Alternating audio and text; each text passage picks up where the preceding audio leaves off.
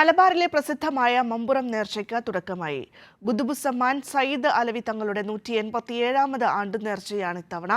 ജാതിമത വ്യത്യാസങ്ങളില്ലാതെ ലക്ഷക്കണക്കിന് ആളുകൾ ഒരാഴ്ചത്തെ നേർച്ചയിൽ പങ്കെടുക്കും.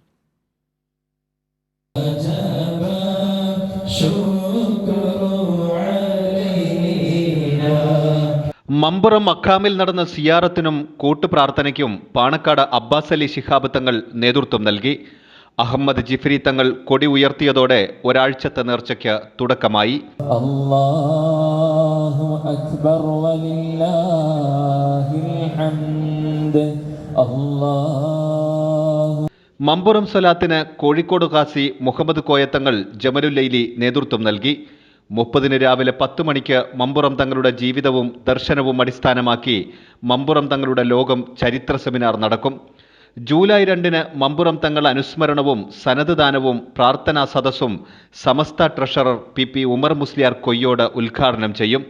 സമാപന ദിവസമായ 3 രാവിലെ 8 മണി മുതൽ നടക്കുന്ന അന്നദാനം പാണക്കാട് സാദിഖ് അലി ശിഹാബ് തങ്ങൾ ഉദ്ഘാടനം ചെയ്യും.